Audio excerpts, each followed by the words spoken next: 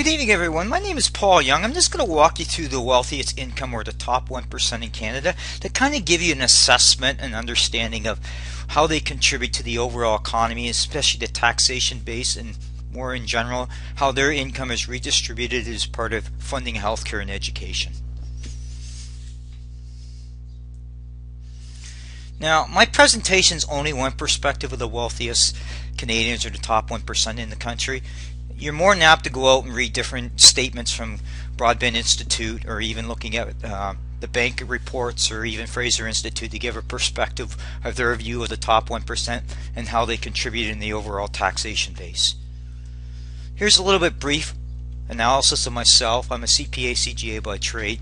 I focus on solutions and also disclosing government policies and getting the facts out.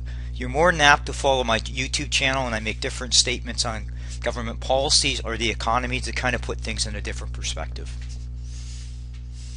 So I'm going to talk about who are the top 1%, I'll talk about the top bracket, and I'll get into more specific and general about income distribution. So who are the top 1%? So basically, anybody earning an income of a $222,000 or more. So basically in Canada, it's about 264,000 people that classifies the top 1%.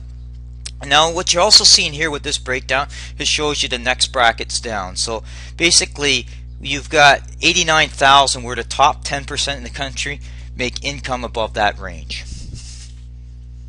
Now in Canada's case, the highest tax bracket is about 55 to 58% range, with New Brunswick being the highest earner. So here's the ticket what people don't understand in general.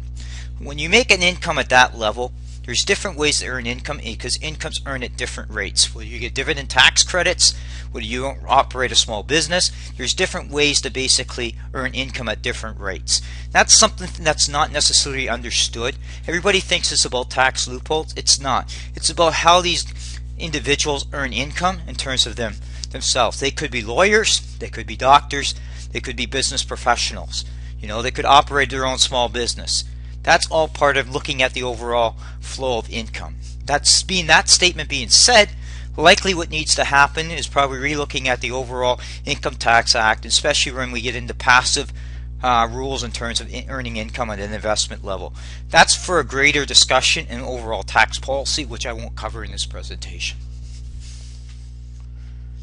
Now, how things work in the government of Canada, and at the provincial level, there's a bucket of income that gets collected at the federal level and the provincial level. This particular chart shows you an example of how federal money is redistributed. Okay, that's where you hear income redistribution. It's taking that money and pushing that money back down to the provinces to support healthcare, post-secondary school education. Okay, now the top 1% pay 20% of the federal income tax. So when people tell you they're not paying their share, they're paying a considerable amount of share of the federal income tax, which is never really discussed. You can't talk about redistribution of income on the wealthiest if you don't talk about corporations, because they're used in the same breath. 1/3 of the transfers, payments that go to the provinces, come from corporate taxation. That's also not discussed.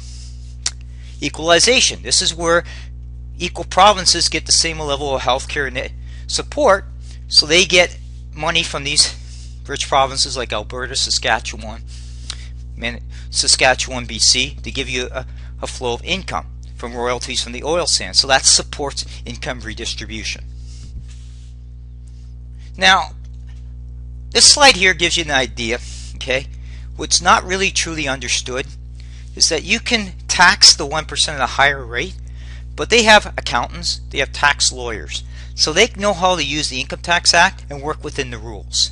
That's not very well covered, so you never get the maximum value by just increasing rates, because it doesn't work. Now, that being said, I've done other videos to put things in perspective. You need to look at income inequality. You need to talk about guaranteed income. You also need to look at the middle class. So you can't just look at one income bracket. You have to look at all the brackets in terms of taxation and fairness. It's easy for left-wing individual groups to basically discuss income inequality, but the solution to income inequality is a good job. A good job comes from a strong economy. That's never discussed. The second thing is you can't tax people to prosperity. It just doesn't work. Because taking money from somebody else to somebody else is less desirable. Okay? I've done a video on Scandinavia versus Canada. Is if you start doing things, then you take away the effort that people want to work. And that impacts productivity, which impacts your ability to compete in the global marketplace. So that's things you need to bear in mind too as well when you're starting to assess policy, is to look at the bigger picture to understand how things work. It's easy to tax corporations or the wealthiest because they're scapegoats. But what isn't talked about is these wealth creators have a role in the economy as part of the job creation, which isn't discussed. So when you start talking about things, it's important to get all your facts correctly and not take one opinion, whether it's the banks, whether it's the Broadband Institute, whether it's the Fraser Institute, and any individual that speaks out about it. So my goal with this presentation is to highlight that the wealthiest do pay their fair share of tax. Corporations do pay their fair share of tax. So that being said, it's something you as individuals need to assess that and do your own research. Thank you.